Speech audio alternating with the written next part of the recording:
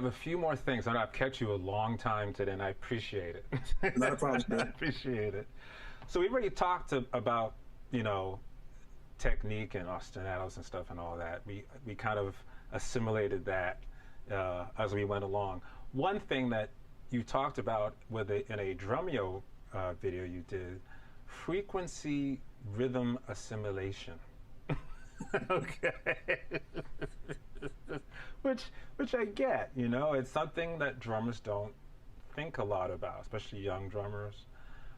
Thinking, and this is actually going to segue into my next section too, you know, thinking of all of the music and what you choose to play inside all of the music, not just in your little drum bubble. Right. And how what frequencies that you're paying attention to, either adding or eliminating from a piece of music, right? Is that kind of thinking is something it must be something you carry into when you produce, because you've done a fair amount of production as well, right? Just talk a little bit about some of the production projects you've been involved. Well, my favorite one would be Herb Alpert's Colors record, because Herb let me do exactly what I wanted to do, and I told him I'd love to produce him, which is an honor of an icon in the industry. Absolutely. But it started out a bit funny, where I was trying to get a publishing deal, and I sent him a bunch of songs, and he asked the person who wrote those songs, I want him to be a solo artist on my label. Oh, Living Color broke up at that time. I was not trying to be Phil Collins. So I handed him a demo where I sang everything, and I played all the bass and the guitars and keyboards, and I was just trying to get my songs placed by the artist, but he dug the demo. Okay. And I wasn't comfortable with like wanting to go out at that time and be like a front man. Like, that's not where I was. Right. But he gave me the opportunity to audition some ideas. We walked away disagreeing with how the idea, but he came back to me to say, well, I'm working on a record, and I like what you did. I want you to do that on my record. I want that kind of on my record. Oh, okay. And I said, sure. My only thing is I have to bring two people. And he said, who's that? And I said, Doug Wimbish and Bernie Worrell. So that should do it. He said, fine, fair enough. But he came to my house. Oh, nice. I like that he did that. Aubrey, I think it's important as artists, this goes out to young drummers or young musicians, that they keep it real. And Herb's a big guy. He's a huge person. A&M Records, he's the A in A&M. And his manager or whatever called me saying, look, Herb likes your record, and he wants you to come to SIR and go over some songs. And I said, absolutely not. You know, if he likes what I did, I can't do what I did in NSIR. But he's welcome to come to my house, and I got everything that I worked on right here, and we can go through some things. And ironically, Doug's over here now because we're working on our duo project, Head Fake, at the time. And they told me, no way, is he going to come to the Bronx? And you just blew an opportunity. So I said, okay, and I hung up the phone. And then 10 minutes later, Herb called me back saying, I'm on my way. What's your address, right? So he came up. Yeah. I collect some African art, I have some indigenous art. Herb's an artist. I didn't know at that time he's a painter and sculptor. And he hasn't seen a lot of Aboriginal pieces and pieces from Mali or from Cote d'Ivoire, or whatever. So he was fascinated, and he fell in love with Aboriginal paintings. And I said, well, this guy is my friend. His name is Jagamar. He's one of the biggest Aboriginal painters in the world. Here's a book on him. Hang up here in the living room as long as you like, and Doug and I are going to go downstairs and we're going to continue noodling. When you're ready, come down. Wow. So he hung up for like an hour. Oh, okay. And then he came down and he said, okay. And, you know, we were being a little bit polite for about 30 seconds. Okay. And then he said, how do you want to, and he said what he didn't want. He didn't want to do one of his biggest songs, Rise. He said, I'm not doing that song. I want that sound. I said, well, look, let's not waste time, man, because you're man. Why don't you check out? So Doug and I did some really hardcore distortion, drum flange on our cymbals, completely bastardized bass and drum track. Okay. Like completely, like I wanted him to tell me, I'm out. Right. Okay. And when he sat there and went, okay, can you dial that back a bit? And I said, sure. Okay. And that was the beginning of him finding this space. And he liked it trio. So we did an hour or two in my basement. He said, can I book a session just to do one thing? Doug came up with a cool, it's on the record. It's called Little Train or something like that. You can find it. It's a dope, Doug does this dope ambient, as Wimbish does, the delay, bass, harmonic thing, you know what I mean? It sounds incredible what he's doing. So he did this kind of thing that Doug and I always played sound check together. And he said, what's that? And he put a melody on it. And he said, can we record that tomorrow? I said, sure. And I recorded that. And then he went back and he told us, hey, I need these guys. Whatever Will wants, set it up. So I like that Herb let me be Will Calhoun in that production. There's a song on the record, the Look of Love, which you know is a classic Burt Bacharach song that I put a mad Bronx straight up chain snatching loop on there. And then I put, I played on top of it. I put some wave drum on it. He put and paid for the LA Symphony. Does the string section. Eddie Dalbarrio, if you don't know him, is one of the most incredible string arrangers. His brother is Eddie Dalbarrio. There's another one that did the Caldera and Earth, Wind, and Fire stuff. But Eddie does a lot of classical things. And Herb told me in the session, you know, I need a freak. I need somebody really freaky to get on this track. I'm like, what do you mean? He goes, I need something. And he was like, yeah, like, no, like a real freak. And I said, okay, I got a friend of mine. You may not like him. I don't know. He mixes for Marilyn Manson. He goes, well, I want to meet him. I said, well, we can go to his studio, but when we ring the bell, when the door opens, he might have a dress on. He might have some skull rings. He might have some upside down Barbie dolls hanging by the kitchen sink. I don't know. I can't tell you. It could be anything. Just you know, he might have on lipstick. He might have, I don't know. Fasten your seatbelt. But he's a bad dude. Right. So we go to his house. All the windows are covered. Sunny day in LA. Killing house, killing studio. Everything's blacked out. Of course. You know, he's got like some crazy photographs, Polaroids on his refrigerator. He wants something to drink. We go upstairs. So Herb says to him, put something on that you just recently worked on. And he puts on this Marilyn Manson track. And he looks at me and Doug and he goes, this is the guy. This is what I'm talking about. Now, you talk about me with jazz and rock and all of this stuff. Listen to that track. And it sounds like Quincy Jones mixed it or Bruce Sweetin mixed it. And it's not. It's this cat who's labeled as a metal guy, alternative guy. And if you hear the elegance of how he mixed the strings, he made the loops straight Bronx. He didn't bury my concept. He nailed it. Wow. And that's why that's my favorite production, because Herb gave me an actual lane to be the Will Calhoun in my mind. I'm not patting myself on the back, but that's the way that I think when I'm playing drums, when I'm making drum parts, when I'm picking musicians to play in my band, when I'm producing my own records. So that's why I choose that album over anything else I've worked on, because I had really free reign to be creative. And Bernie, of course, God bless him, he's not with us anymore, but Bernie's a super genius. And Herb fell in love with Bernie. And Bernie's playing Moog, and you know, I got him to do all of those things that I love. Clavinet with the wah-wah pedal with the flanges. You know, I had him put all of these pieces on there, and I think Herb got the best of us on that record. I'm really glad you told that story too, because it just shows how important you have to have faith in yourself. Ultimately, that's what that boils down to, right?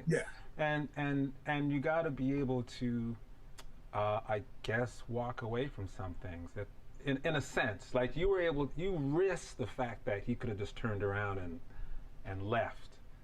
And if he did so, well, so be it, you know. But at least he's getting you as you are, like the real you. And if we're going to do this, you might as well have me, and not me trying to be what you think you want, you know, or what I think you want. Or with an opportunity like that, if a Quincy Jones called me or someone else called me, I only would want to go into the project being me.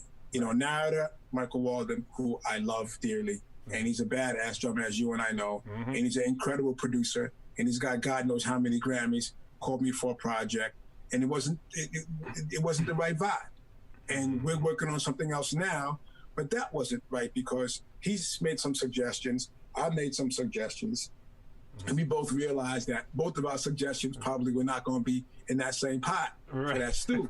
Okay. You know, and because we love and respect each other, it didn't happen. But something else is going to happen. We're working on it now. But I like that Narada was honest with me and didn't pat me on the back saying, well, Will, no, he wasn't feeling what I was saying. And Narada wasn't feeling what I was saying. And nothing to do with our drumming and how much you respect, but that's just a fact. And I love that he said no. I didn't want that opportunity. And then somebody's going to tell me, oh, you can't bring Doug. You can't. See, I needed my allies to make that session work the way, because I wanted to make the record in New York, and Herb has his own runnings in LA. So I said, fine, we'll go out there and do it. But I can only go out there. So if anybody else was going to come onto that recording, a guitarist, a saxophonist that was in Herb's clique, or Herb Doug, or I knew if Bernie and Doug Wimbush were there, the rhythms that like nobody's going to be able to touch those tracks. And as long as I had those two guys, if I didn't have those guys, I also would have turned it down, to be honest. So yes, be yourself, stick to what you believe in. Don't be afraid of being wrong. There's nothing wrong with it. You know, you learn from that too. But I call Herb once a year to this day to say Happy Merry Christmas or whatever. How you doing? How's the wife? Because he really gave me full access. No one's ever given me that type of room because they're afraid of what I say a lot of times, or when I say, oh, let's add that. Let's add that. People go, oh, Will's tripping. Or, you know, Will's, you know, my conversations with Narada, I love him. He didn't see the things the way that I saw the things. You know, I think the urban piece is important. I got teenagers like you, and I'm listening to what they're listening to, and I'm telling them, if you want to hit that, if you're not interested in that crew, then let's not do that. But if we're going to work together on this, I want them involved in the response of this music now. They're the future. And for that particular project, he was in another place, and that's fair enough. But I think that's important, and I'm grateful to her. I wish the record won a Grammy, and we went on the tour and make a lot of money and so on. But when Herb took the record to Bruce Sweden and Quincy, and had Doug and I in a car, we dropped by to meet them. Both of them, Quincy said, you're gonna make this dude hip again. He said Miles would dig this record if he was alive. And that's all I needed. If it sold 5 copies, you were good. For Quincy Jones to say that to me, that's my Grammy. He said, oh no, this is what Miles would have dug this.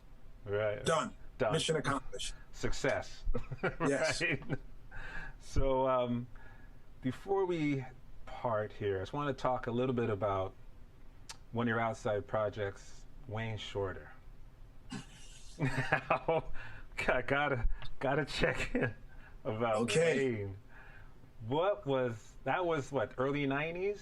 95. 95, mid 90s, yeah. And you made just the one record with him, right? Yes. Did you actually go on the road as well, or? I did the tour. I did the first tour. Rodney Holmes did the second part of the tour. Right.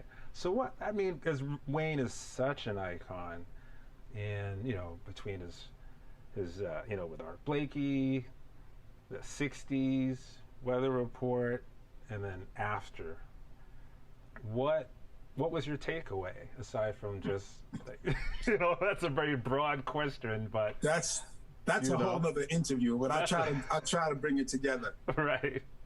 Wow.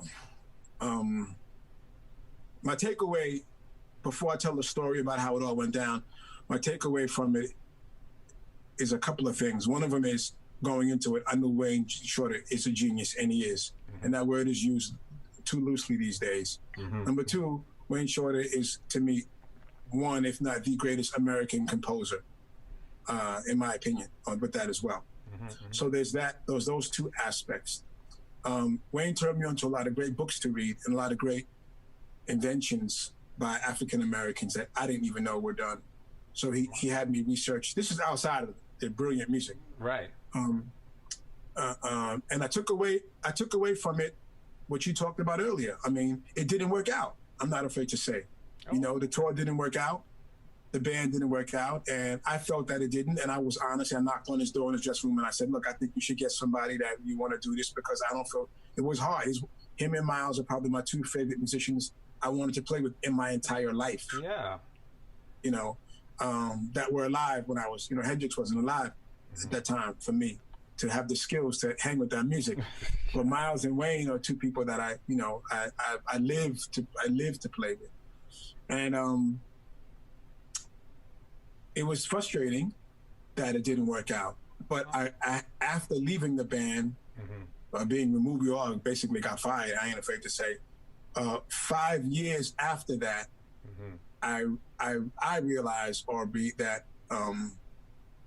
that was a necessary thing to have in my career and in my life, because I was my musical ego was knifed by that experience, because like Living Color broke up. I was gonna move to LA. Right.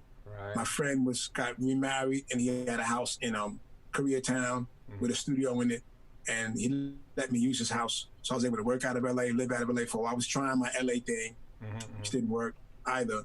But I got the call, and Wayne said, can you come to the house a few days a week? And we just chatted, and he played me extraordinary music that he had hours and hours of things he was doing, and things with Terry Lynn on drums and Omar on drums and programmed drums. And you know, I'm at Wayne's house, so I'm already like, oh my God. And I want to ask him so many questions, and I'm trying to contain myself. Keep it together. And the first 2 or 3 days, and then on the 4th day, he was like, so man, you know, what's the Rolling Stones like? And that was when I felt the door was open for me, you know, because he had 2 things on his piano: a picture of Jaco Pastorius when he was very young, and Tina Turner's Grammys. Wow. And I was like, how did Tina Turner's Grammys? And he said, oh, when she left Ike and she ran out with the bag with just the clothes, she came here.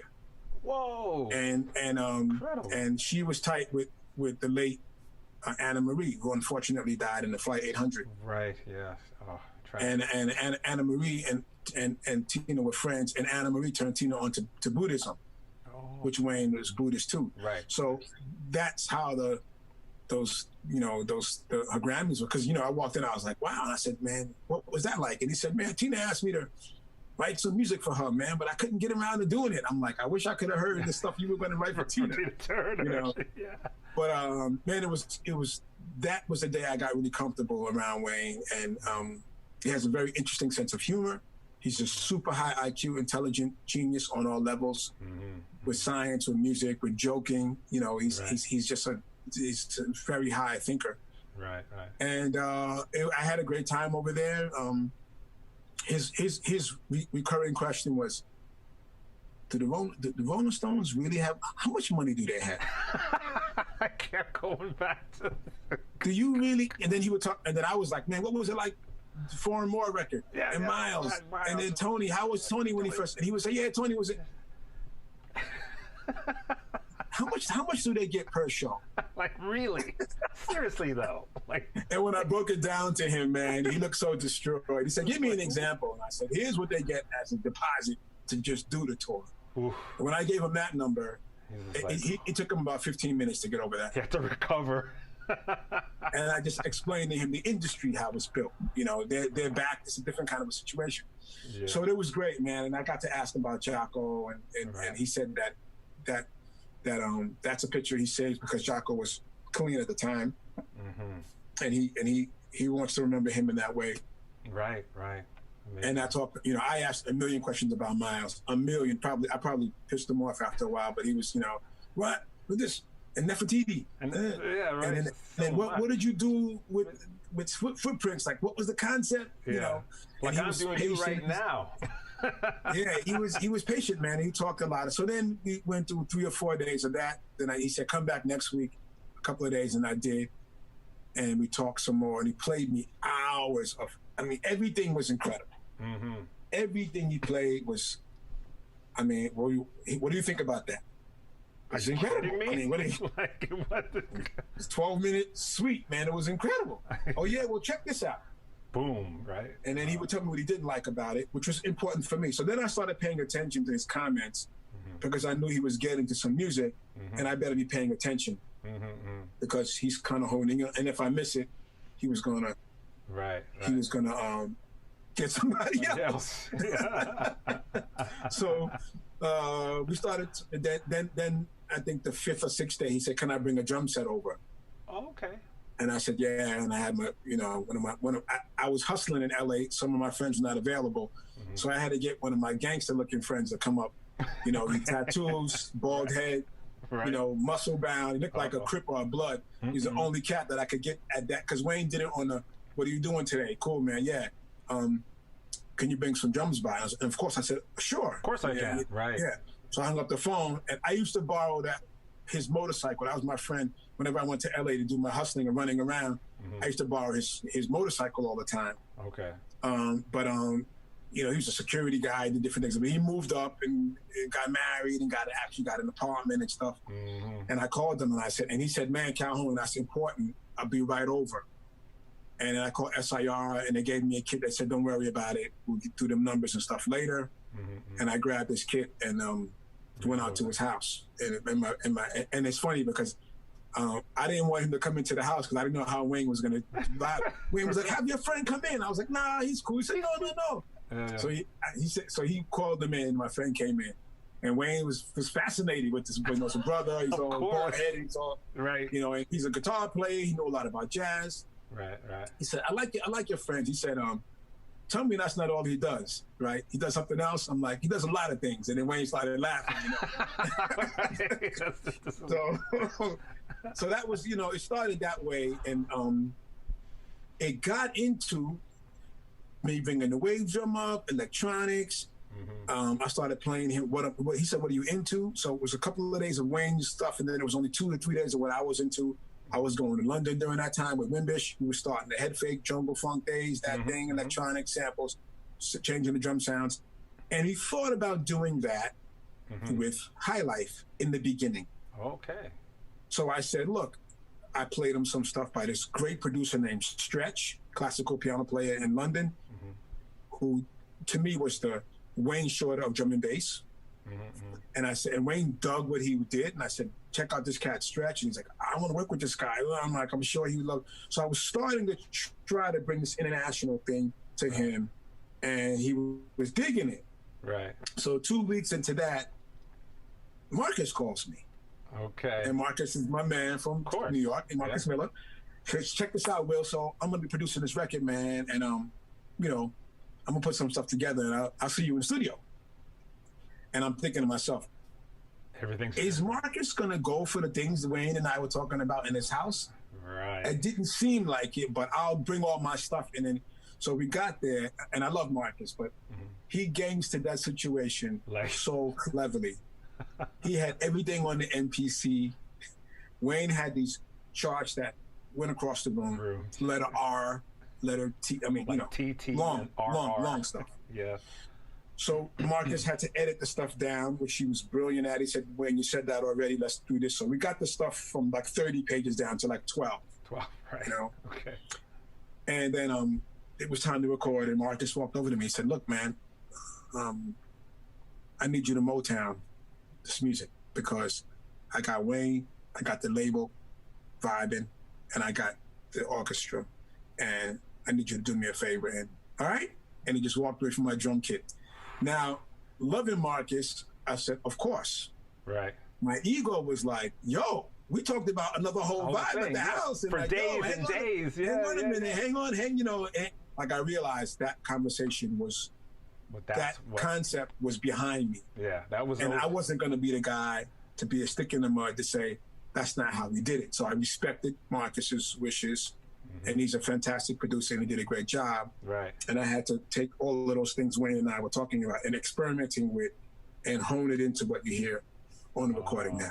Okay. I mean, the recording's still brilliant. It's a great record. No, thank you. It's fascinating hearing the backstory, because I honestly would never have thought that it was where you had it initially. Yeah. That's not there. That's not there. That's Marcus Miller. That's the Marcus. And Marcus said it.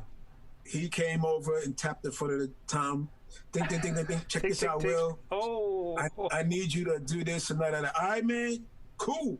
yeah. He walked away. That's another lesson. That And I said, happens. and my ideas were, the size of Texas, Yeah. and I had to get them down to, Bermuda. Sometimes You know what I'm saying? you just have to do that. It was 5 minutes, and then Yeah. it was more detailed parts. So, and I struggled with the reading. I'm not afraid to say at that time it was more detailed about, Wayne had all this stuff written that we see, and it was the OJ trial, and Wayne is really into drama, and he writes. You could hear it in his music. Right. So that was happening in the studio on the screen while we were also. So there was the cultural thing that was happening with us in the studio with that OJ trial and making this record. So those were the two things that were a lot going on. Right. Yeah. That's an intense. I love the experience. I love Marcus. I love Wayne. It was great. And I was not going to do the tour because I felt like it wasn't going to work, and I got some warnings from some people. And I went back to New York saying, okay, I did the record. I'm good. And Wayne calls me. For the tour. And the record is playing in the background. And he's loving He's it. like, Will, how you doing? I like the drums. I said, I'm glad you like the drums, because I even thought, honestly, I could get replaced. It was L.A. Right. And I thought, you know how L.A. is. They could have used me on 2 songs and got somebody, Alice Acuna or anybody else. Sure. I didn't think I was going to be on the whole record because it was a session and it was L.A. and it was for, a label. And I just thought maybe they'll keep some of my stuff, not the whole record. But shockingly, they kept it all. And I got back, and Wayne's playing it in the background, and he calls me, and I hear it blasting, and he goes, "These drums sound happy." And I said, "Thank you very much, Wayne. It was a pleasure." He goes, "So, we're going to put a band together. We're going to go on the road, man. I need you to do the tour." Yeah. And my head was saying no, but yes came out of my mouth. Like, what is it? No. It was like, yeah. Absolutely, I'm available for the tour. Yes, of course I can do it. Sure, no problem. Because my ego was, and you know what, Aubrey, I needed to have that experience. Right. It wasn't great. I'm not afraid to say that. And sometimes we've been on a lot of tours, both you and I. Yeah, it was like. And sometimes tours don't work. Yeah. And it ain't the music all the time. Sometimes it is. I only made it through one audition successfully, maybe because my vibe didn't fit with the other vibes on those other tours that I auditioned for. When you're on a tour with somebody for 6 months or a year or 8 months, you also want to try to make sure you don't have clashing issues. Personality. So, but it didn't work, and we had a run, and I cherish those days of talking with him and laughing and turning me on to these wonderful books to read. Right. And he was a Living Color fan, which was honorable, that he spoke really high of Living Color. Yeah. And that influenced me getting out of that band, being released from that band, and then hooking up with Pharoah Sanders after that helped me to get off the train and make Native Lands, the Native Lands record, to be honest. Yeah. So, well, like I said, I've had you kidnapped for a long time this afternoon. So find me another rock band, seriously.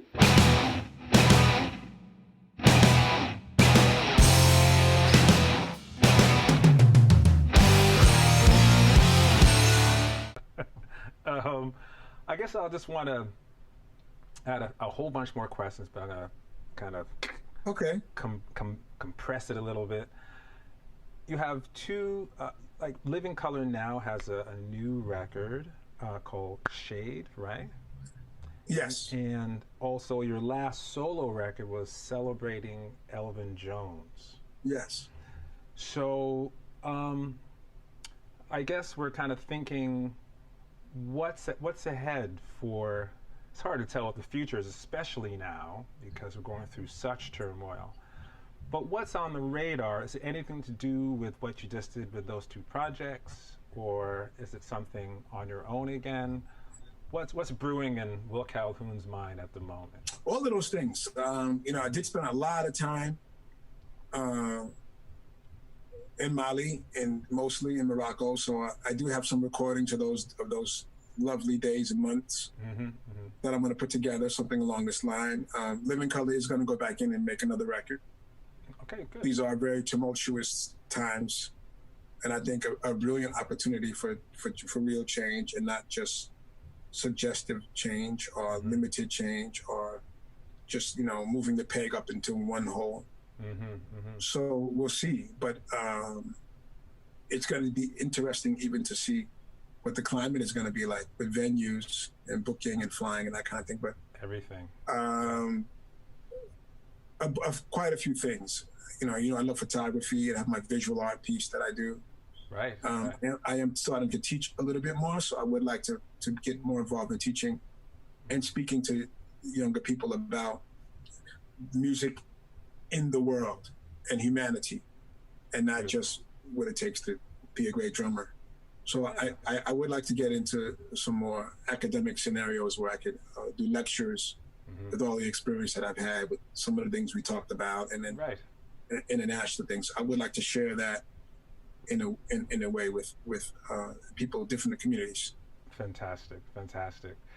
So, well, Will, I want to thank you again so much for doing this. It's been so fascinating hearing some of the backstories on these events in your life, and I know for a fact it's going to be inspiring to drummers young and old, especially the old ones like us.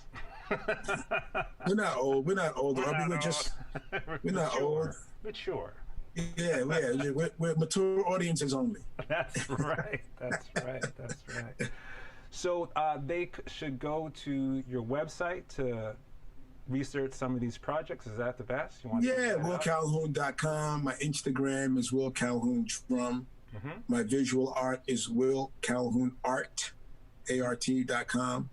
Okay. And of course, the Never Want to Pay Us YouTube also has plenty of things on there. You can I didn't approve them all, but you can go on the Never Ending Paying YouTube and find some videos of some things that I've done that Aubrey mentioned. But but you can stick to my sites and get all the information. Fantastic.